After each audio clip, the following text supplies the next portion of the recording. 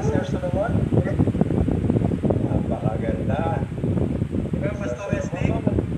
Amen! Nilay naman yan, Pastor. Amen. Kaka-inspired. So, ayan, tama. Salamat po sa aming Jesus company. Ngayon, pagkakataon na mga, meron pa po tayong dalawa na tagapagsalita. Ito naman isang to, hindi, wag po natin ayan na susilan masyado yung araw. Kasi, 30 minutes na naman po magsasalita. Ay, hindi tayo. Amen? Amen po. Pastor Nilo Torres of Bulacan. Take it away, Pastor. Praise God, Pastor Nilo. Praise God. Magandang hapon po sa ating lahat.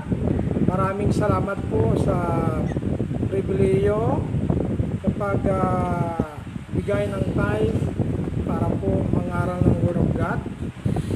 At ako po'y pasalamat sa Diyos na ako po'y napasama. Salamat sa kay Pastor Jerry Mendoza, Pastor Teddy Fulgencio, Pastor Raimondo, Pastor Risty Rivera. Salamat sa inyong pagtanggap, Pastor Jonathan Pascual. Salamat po. So, nakikita po ba ninyo ang aking Zoom? Mukhang nagkaroon ng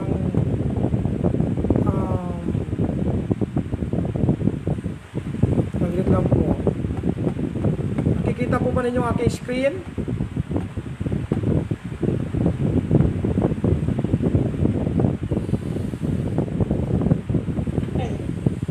Ito po.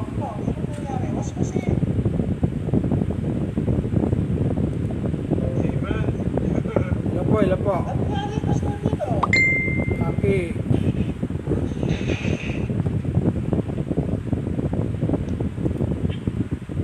Meron na tayong May meron na tayong idiomatic expression, one to one thing. Okay na po ba? Okay na po ba? Nakita na po ninyo? Okay po. Waswasin, Pastor. Amen. Magandang hapon po. Ako po pala si Pastor Nilo Flores ng Philippine Christian Baptist Church of Central Luzon, Incorporated, San Miguel, Bulacan po. Ang ating pong topic sa hapong ito, ang atasan po, ang naibigay, The Mighty Men of David po. At sa ating pong pagsimula, tayo po ay magbasa muna, pagkatapos manalangin po tayo. 2 Samuel chapter 23 verse 8 hanggang 24, pero ang ating basahin lang po ay 2 Samuel chapter 23 verse 8 and 2 Samuel 23 verse 39. Basahin ko po ang Word of God. These be the names of the mighty men whom David had, the Tachmonite that sat in the seat, chief among the captains. The same was Adino, the Isnite. He lifted up his spear against 800, whom he slew at one time. Verse 39, Uriah the Hittite, 30 and 7 in all. Tayo po'y manalangin. Mapagpalang Diyos na makapangyariang Ama, pagpalain niyo po ang aming conference. Salamat po sa hapong ito. Ako po'y na-bless sa mga mensahe, sa mga previous speaker. I remember my salvation when you called me from darkness into the marvelous light. Salamat po sa kaligtasan. Salamat po sa biyaya. Salamat sa pagpadala mo ng isang missionary from Iloilo papunta po sa aking barangay sa Busok, Bagumbayan, Sultan Kudarat. At nakilala ko po si Jesu Cristo na aking Panginoon at tagapagligtas. Samahan niyo po kami sa hapong ito. Dalangin ko po na kayo po ang maluwalhati at malulugod at makikita sa aking buhay. Maraming salamat. Puspusan niyo po kami ng banal na Espiritu Santo. Ito po ang aming dalangin sa matamis na pangalan po ni Jesus. Lahat magsabi ng Amen and Amen. Ang ating pong pag-usapan sa hapong ito, the mighty men of David. I believe most of the pastors, alam na po nila itong kwento, but I believe ang mensaheng ito ay makakatulong at makapagbibigay sa atin ng karunungan at kaalaman at mapalalahanan po tayo na we are not alone. We are the servant of God and we need companion in the ministry. Our introduction, the mighty men of David, are the picture of the loyal Christian members in the local Baptist church. Mga minamahal at mga kapatid, according to 2 Samuel chapter 23 verse 8 up to 16, the mighty men of David were loyal to King David because they believed that King David was chosen by God as King of Israel.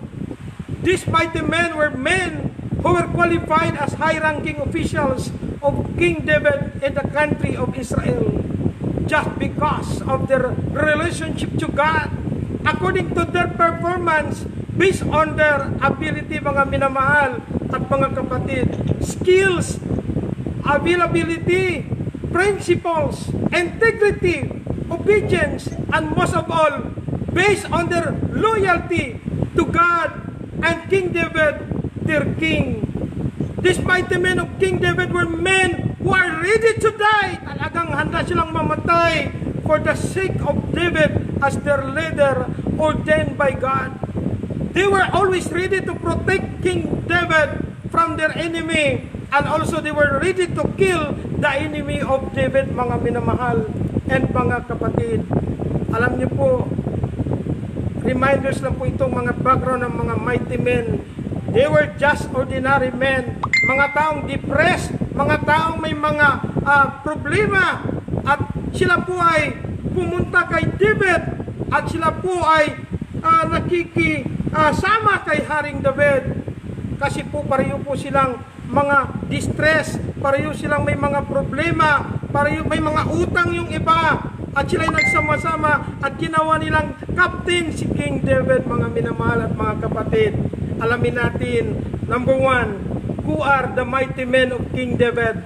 According to 2 Samuel chapter 23 verse number 8, Adino the Isnite, chief captain of King David among captains, mga minamahal. Verse number 8 of 2 Samuel chapter 23, these be the names of the mighty men whom David had, the Tachmonite that sat in the seat, chief among the captains. The same was Adino the Isnite. He lifted up his spear against 800 whom he slew at one time. Mga minamahal, si Adino was a man of courage for the work of the Lord, for victory. Chief Captain Adino's principles, integrity, love for God, love for his family, love for his country, and love for King David had been motivated him for the courage to be qualified for being the chief captain among captains of King David's mighty men. Mga minamahal, mga kapwa kong pastor, mga minamahal, iyan po si Adino is a man of courage. Mayroon siyang lakas ng loob, alang-alang sa kanyang pamilya, alang-alang sa kanyang bansa. Yun ang dahilan kung bakit siya na-motivate, nagkaroon ng lakas ng loob. Alam niyo po, ang buhay niya distress, wala siyang kwenta, ang buhay niya walang value. At nung nakita niya si Haring David na pinili ng Diyos at narinig niya ang sinabi ni Haring David, kung sino man ang makapatay ng mga kalaban at kung sino ang qualified, alam niyo po, halos walang nagsunggab. Ito po si Adino, mayroon siyang lakas ng loob. Grabe, mga minamahal.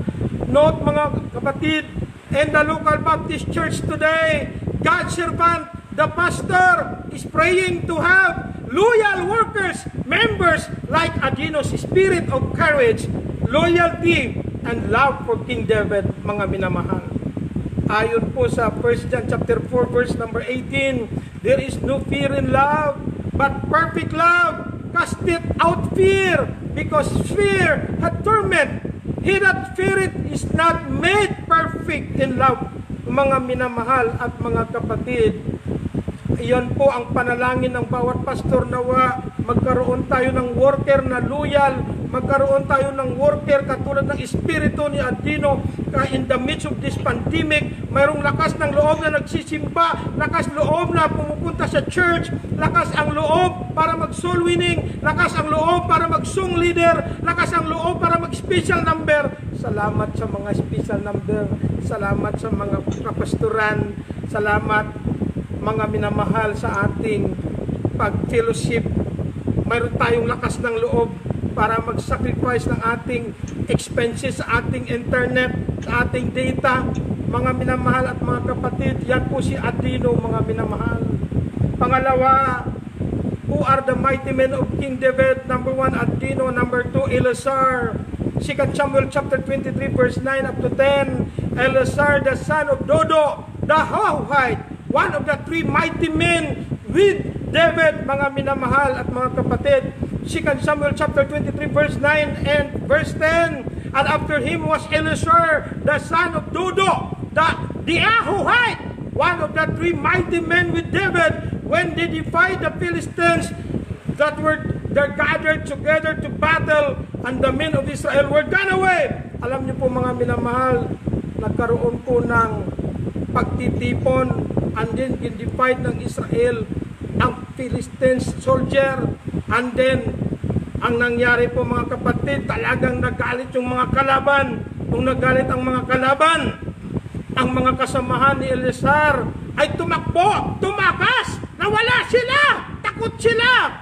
Natakot na po sila mga minamahal at mga kapatid. Ngunit ito si Eleazar, verse number 10, he arose and smote the Philistines until his hand was weary, and his hand cleaved unto the sword.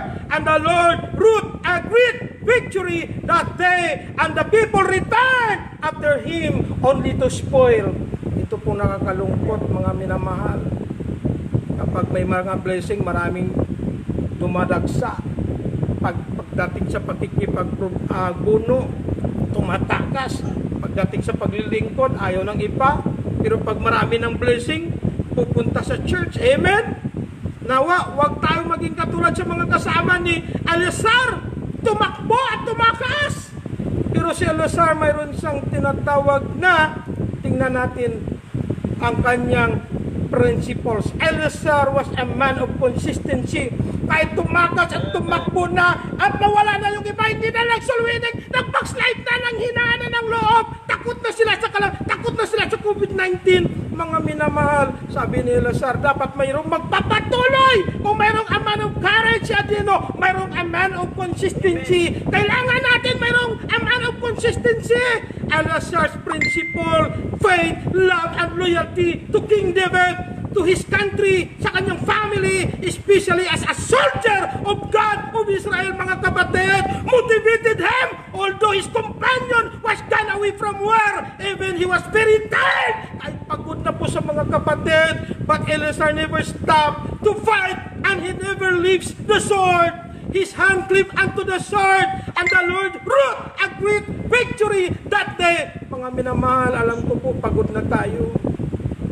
Kapag marami ng worker ang tumakas, naglayas. Alam niyo po, sa akin, isang worker naglayas. Isa kong worker namatay. Ako na lang ang nagiging Eleazar. Ako na lang ang naiwan. Mabuti yung aking asawa, Eleazar. Yun ang aking kapartner sa ministry. Salamat sa Diyos. Nagtagumpay because of the Lord's miracle. Mga minamahal at mga kapatid, kaya huwag tayong ma-discourage. Kahit po may mga worker na lumalayas, siyempre naglayas sila, hindi dahil walang pera. Hindi nila alam, mga minamahal at mga kapatid, pero salamat, bumabalik na sila ngayon. Amen? Nakita nila na pinagpala ng Diyos yung biya ng gawain sa ministry. Nakita nila ang simbahan gumanda na. Amen? Salamat sa Diyos. Sila po ay nagpapatuloy na ngayon, nagsusuporta na. Nakita natin yung mga kasama ni Eleazar. Nung natalo na ni Eleazar, bumalik na sila para magkuha sila ng samsam. At least blessing pa rin yan po, mga minamahal at mga kapatid. And then ano po ba ang dapat nating lesson makuha dito? The true Baptist Christian will not live for what is on their hand. Number 1, ang ating King James Version, Holy Bible. Huwag nating itong ipagpalit sa NIV. Amen? Huwag nating ipagpalit sa RSV. Mga minamahal at mga kapatid, kasi po ang King James is the nearest to the original text.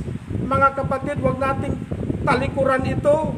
Number 2, truth in the Bible. Ano ba ang truth in the Bible? Ituro natin na si Kristo Jesus lamang ang tagapagligtas. Wala nang iba. Amen? Kapag ang Kristiyano maging matapat sa paglilingkod sa Panginoon, sa pagbalik ng ikapo, pagsuporta sa misyon, at pagbigay ng first fruit, pagpalain sila ng Diyos. And then, faithfulness of serving God. Alam niyo po, nakita ko po sa aking paglilingkod, basta matapat ka lang na naglilingkod sa Diyos. Kahit sino ka man, basta mayroon kang katapatan, pagpalain tayo ng Diyos. Amen? And then number 4, right biblical principles we have already in our hands. Dapat wag nating pakawalan yan, mga minamahal. And number 5, your pastor, do not leave him.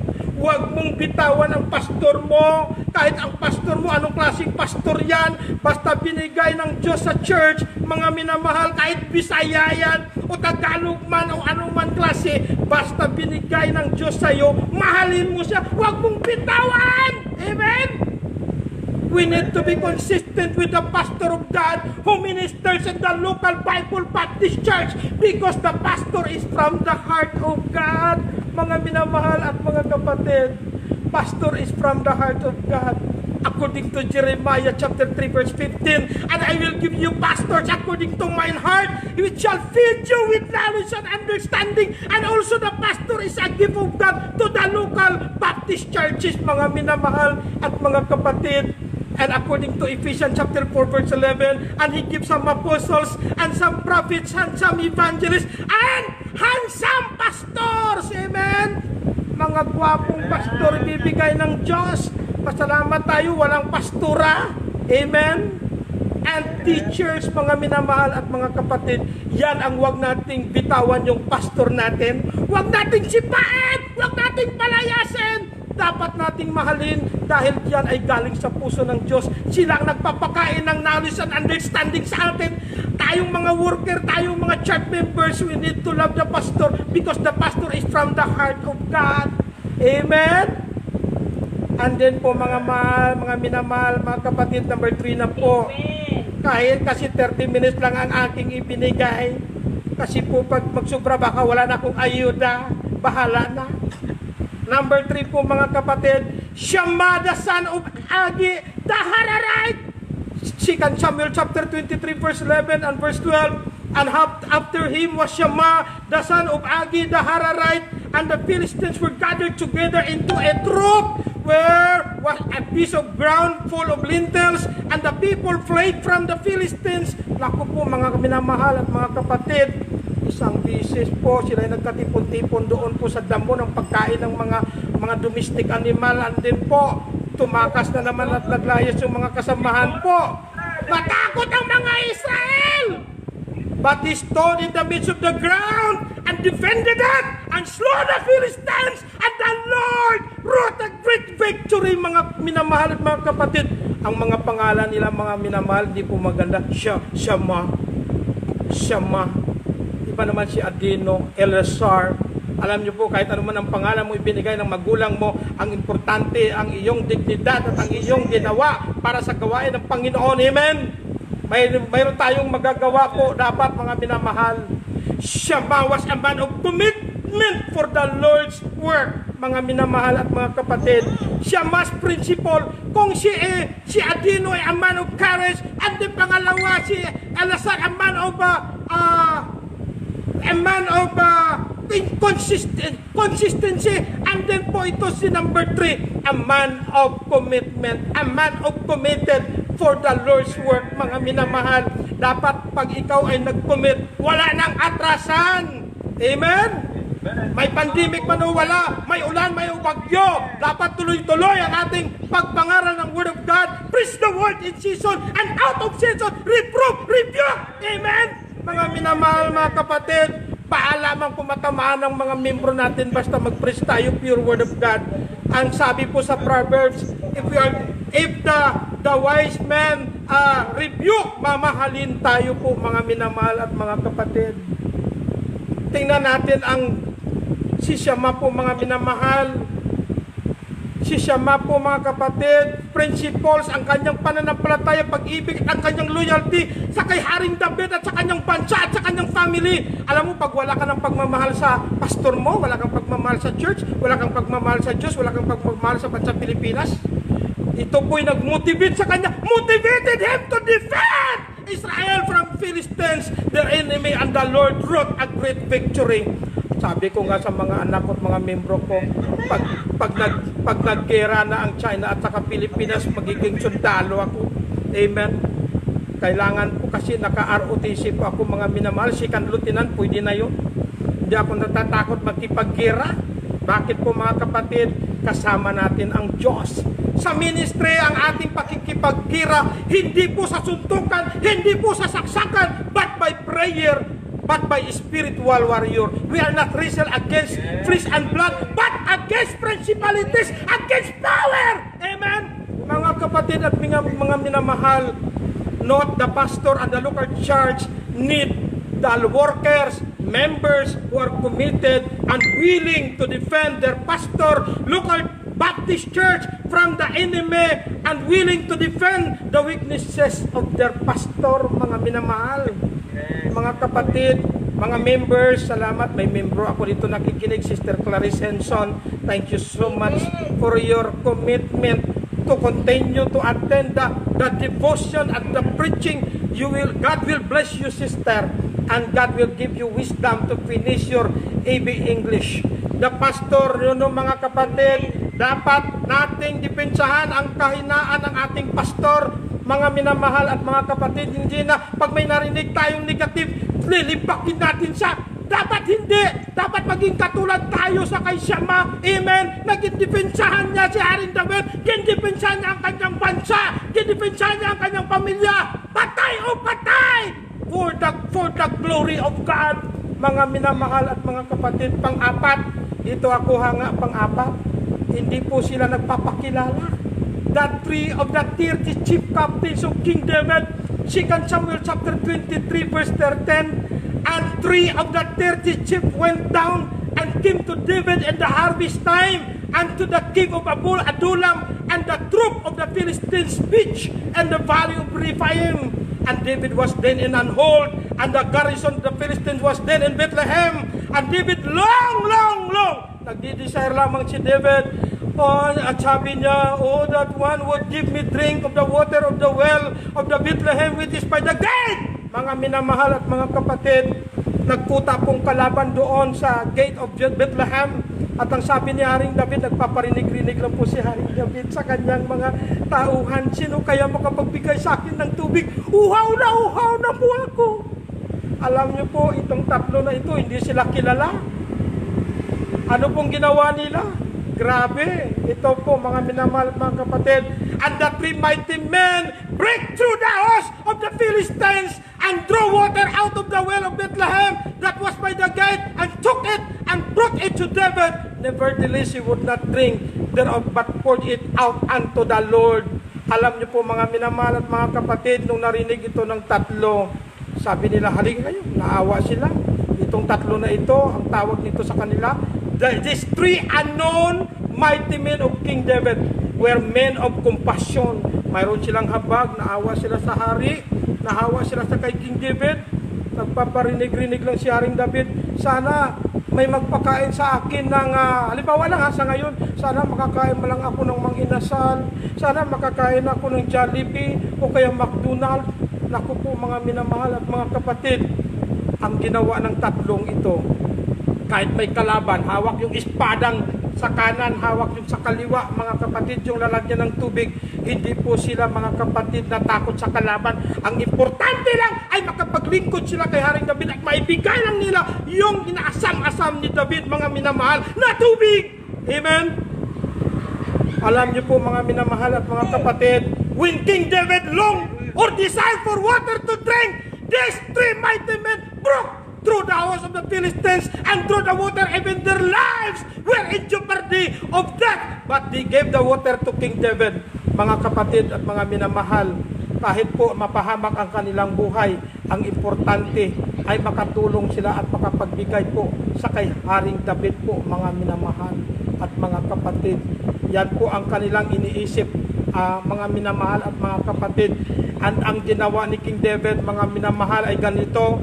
King David testified the amazing accomplishment of these three unknown mighty men. That was why King David did not drink the water, but he poured out it upon God on the altar, because King David appreciated the loyalty of his three unknown mighty men to him. Mga minamahal, according to 2 Samuel chapter 23 verse 17, and he said, "Be it from me, O Lord, that I should do this. Is not this the blood of men that went into jeopardy of their lives? Therefore he would not drink it." Mga minamahal, these things did these three mighty men. Talagang kung mayroon tayong membro na makapagbigay sa atin ng mga ninanais ng ating puso, kapag tayo nagpaparinig-rinig, sana may magbigay sa akin ng kotse sa panahon ng birthday ko. Amen.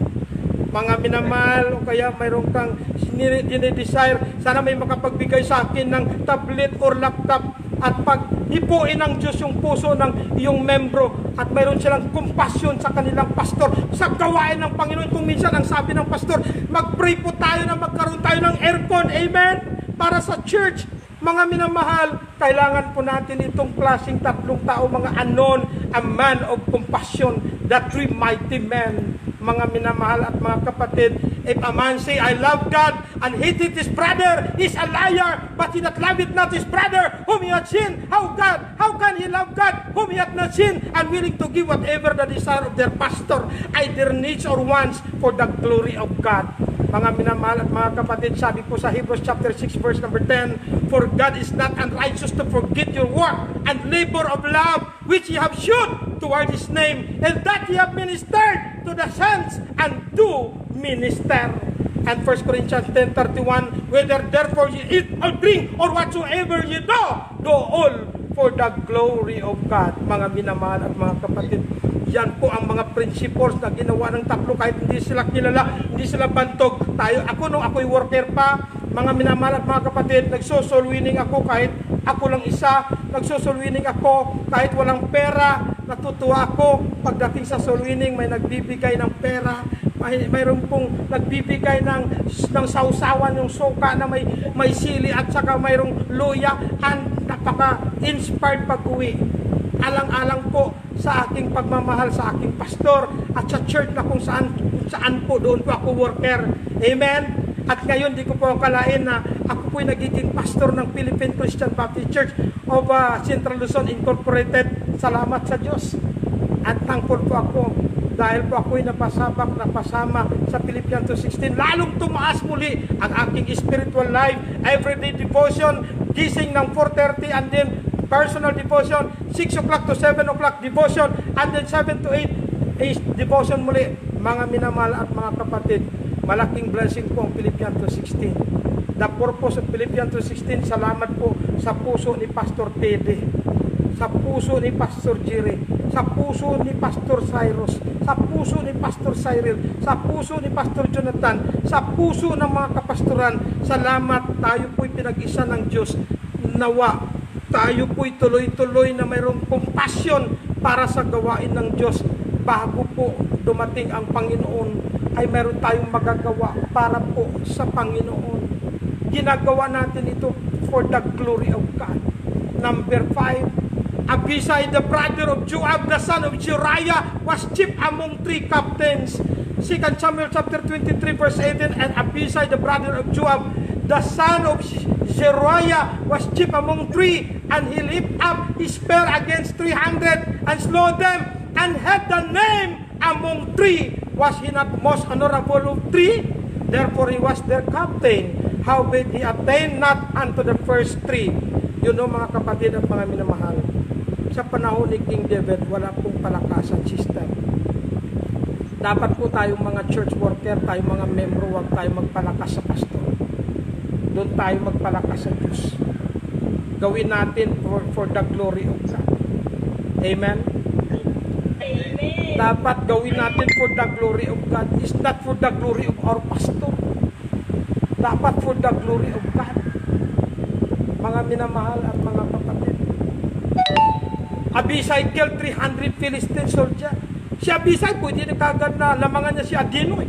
Dahil si Joab, kapatid niya, the general army of King David. Pero hindi po ginawa yan. Kung ano lang po ang kanyang kung saan ang qualify, doon lang po siya.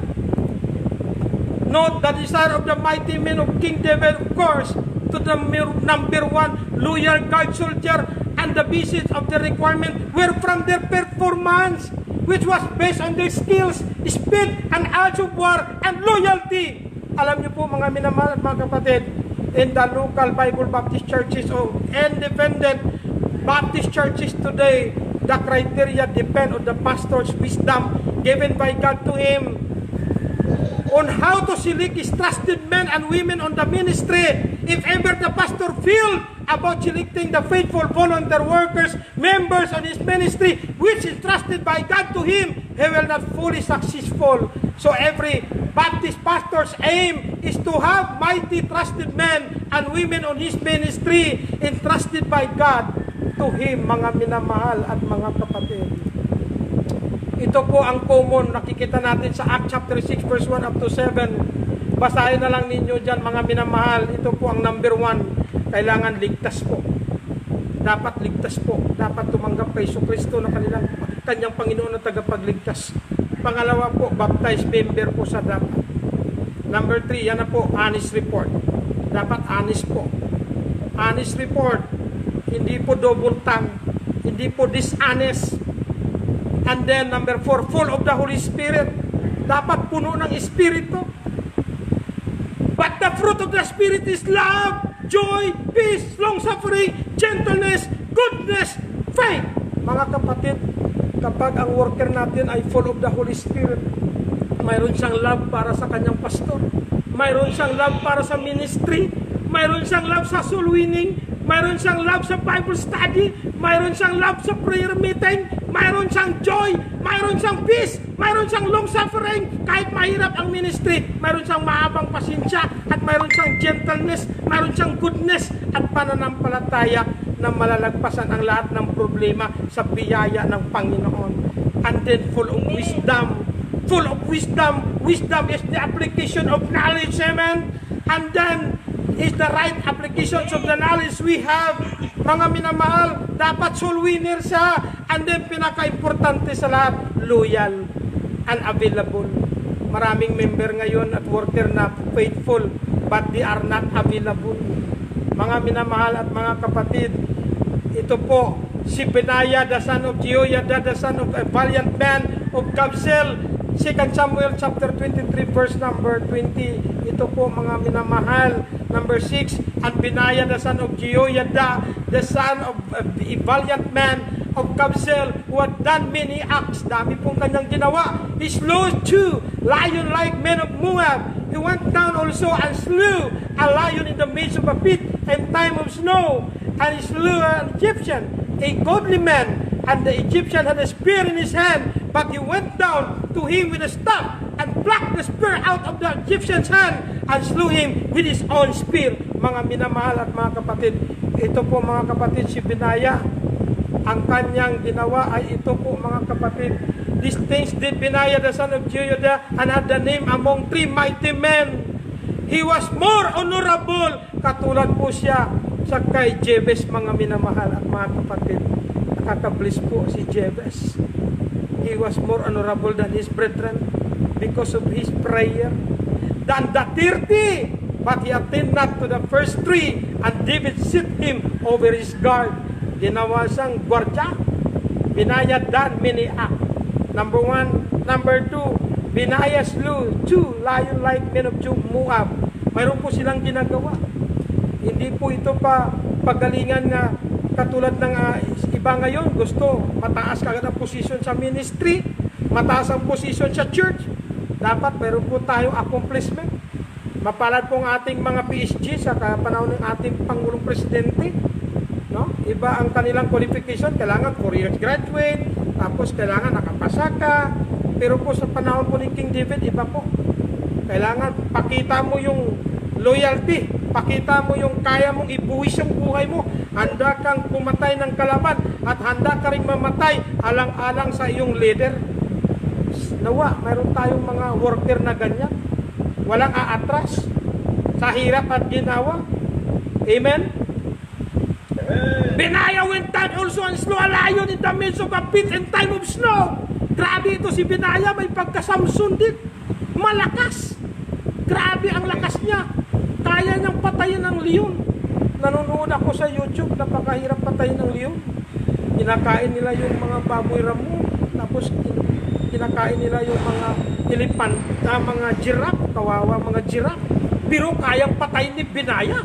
Hindi siya takot dahil po sa kanyang pagmamahal sa kay Haring David, pagmamahal sa bansang Israel, at ang kanyang loyalty, yun ang nag-motivate sa kanya. Patay o patay!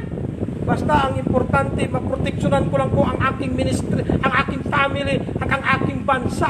Ganon po si Benaiah. Benaiah had a name among 3 mighty men. Nagkaroon siya ng pangalan higit sa 3. At number 6, Benaiah was more honorable than the 30. Di ba po, 37 lahat ang mighty men? Oh, ibig sabihin, si Benaiah mas higit pa doon sa 30. Yung 7, yun po yung mas mataas ang kanilang ranggo. Hindi naman po basta-basta ang kanilang ginawa para po sa nagiging qualify po sila. He attended to the first 3 and David set him over his guard. Amen? These 8 mighty men of King David are the examples to all Christian Baptist members and every local Baptist churches who are devoted, dedicated, faithful to the responsibility as a soldiers of the Lord to their leader, King David. Dapat tayong mga worker, tayo din po ay devoted, dedicated sa ating pastor at faithful sa ating katungkulan na ipinagkaloob ng Diyos sa simbahan, sa ministry na ginamit yung pastor para tayo po'y magkaroon ng gawain for the glory of God. Amen? Andin po mga kapatid, numbers, letter G, Hazael, another brother of Joab, was one of the 30. Si Hazael mas mababa na ng konti, no? Hazael the brother of Joab was one of the 30. Anong ginawa ni Hazael, mga minamahal at mga kapatid, no? Moreover, the Philistines had yet war again with Israel. Mga minamahal at mga kapatid, dito na po tayo sa pangalawa. Panghuli na po, mga minamahal. Why the mighty men of David were loyal to King David? Bakit kahit buhay nila ang kapalit, bakit hindi sila nanglupaypay at hindi sila natatakot? Ano ba ang kadahilanan? Makikita natin yan sa 2 Samuel chapter 21 verse 15 up to 17 up to 22, mga minamahal at mga kapatid. Ang unang dahilan ay ito: because the mighty men of King David believed that David was chosen and ordained by God as King of Israel. Mga minamahal at mga kapatid, yan ang kanilang paniniwala. Naniwala sila na si David is chosen by God and then ordained by God as King of Israel. Number 2, because the mighty men of King David believe that David being a king of Israel is very important and their lives as soldiers of God. Kung basahin natin sa 2 Samuel chapter 21 verse 15, moreover the Philistines had yet war again with Israel, and David went down and his servants with him and fought against the Philistines, and David waxed faint. Pagod na po si David, mga minamahal.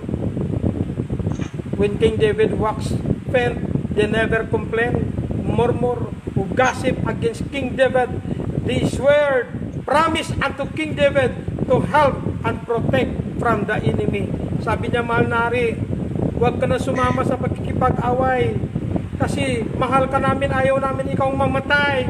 Mga kapatid, pag ang ating pastor matanda na at hindi na makapag-soul winning, hindi na makapag-visitation, kailangan natin siyang pagbigyan ng rest, pahinga. Kailangan natin bigyan siya ng bahay at lupa. Bigyan natin siya ng sasakyan. Amen? Kailangan natin siyang proteksyonan. Mga minamahal, kung magkamali man yung ating pastor, ito po itong katanungan. Did the mighty men of King David complain, murmured against David when King David committed sins? The answer is exclamatory, no! When they saw the weaknesses of King David, they were sad, of course, but they never blamed their leader. And if King David sinned against God, there are consequences before God. Mga minamahal, ang pangatlong dahilan kung bakit sila loyal kay King David, because the mighty men of King David believed that David is the light of Israel. Ang sabi po sa verse 17, David is the light of Israel. Pag namatay si David, wala na. Kawawa ng pamilya nila, kawawa ng kanilang kingdom, kawawa ng kanilang bansa. Kaya dapat ang pastor, kailangan natin depensahan, i-encourage, proteksyonan. Dapat committed tayo sa ating pastor. Matthew 5:16, let your light so shine before men, that they may see your good works and glorify your Father which is in heaven. Mga minamahal at mga kapatid, Baptist Christian members, workers are the light of the world. Conclusion, mga minamahal at mga kapatid, therefore, both pastor and workers, faithful members of every local Baptist church are very important because God put the pastor in the church, and God will bless those loyal workers to their pastors like King David and his 30 mighty men whose principles, devotions, love for their family and their country and their loyalty to David as their king motivated them to achieve great things for the work of God. Last verse po, mga minamahal at mga kapatid, amon ito sa mga workers, sa mga membro na faithful. Don't worry, for God is not unrighteous to forget your work of and labor of love which ye have shown toward His name, and that ye have ministered to the saints and to minister. Mga minamahal at mga kapatid, nawa ang mensaheng ito makapagbigay sa atin ng inspiration sa ating puso. Tuloy-tuloy nating suportahan si Pastor Teddy Fulgencio sa ministry ito. Philippians 2:16. Ang ating mga kapastoran, amen. May ayuda man o wala, basta mayroon tayong pagmamahal sa ministry, pagmamahal sa gawain, kailangan nating magtulungan sa isa't isa. Amen. Tayong mga kapastoran, we need to defend our co-pastors from the issues of the world, from the issues from the other denomination, from our enemy. And mga members, you need to defend, to protect, and to motivate, and to encourage, and to be consistent with your pastor and to the ministry. Kung saan ka man membro, be loyal for the glory of God. Kung ikaw'y mag-abroad, huwag mong kalimutan ipadala ang iyong ikapo sa kung saan ka membro ng local church, at ang iyong first fruit, ang iyong mission, kung ano man itinuro ng pastor mo, believe Him because the Holy Spirit is with Him. Mga minamahal at mga kapatid, tayo po'y manalangin. Mapagpalang Diyos, maraming salamat po sa pagkakataon. Salamat sa mensahe. Maraming salamat. Pinupuri po namin kayo at pinagpasalamatan. Pagpalain niyo po si Pastor Ted Fulgencio, Preacher Daniel Fulgencio, Pastor Jerry Mendoza. Salamat po sa paggamit po sa kanya. Ako po'y napasama sa Philippians 2:16. Salamat din po kay Pastor Christy Rivera, Pastor Jonathan Pascual, nakakahamon po ang kanyang street preaching. Salamat din po, Panginoong Diyos, kay Pastor Raimundo Castañeda. At salamat din po kay Pastor Cyril Ganansat. Salamat po sa kanyang patutuo. Ang galing ng kanyang anak dahil magaling po kayo sa kanilang buhay. Salamat din po kay Pastor Cyrus. Salamat po, Panginoong Diyos, sa mga kapastoran na aming kasama sa Philippians 2:16 sa oras na ito. Pagpalain niyo po lahat ng mga local Bible Baptist churches, lahat ng Baptist churches, lahat ng mga workers, lahat ng mga membro. I-bless niyo po, Panginoong Diyos, na makita nila at masilayan itong katotohanan. Ito po'y gawa mo at gawain mo. Panginoong Diyos, without you, we are nothing.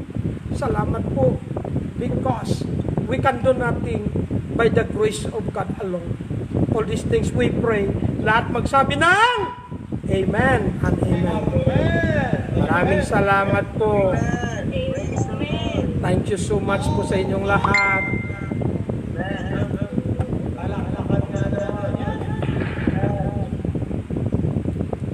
May online Online din po ako sa Philippians 2:16. Salamat din po sa mga nanonood dito. God bless po sa inyo lahat.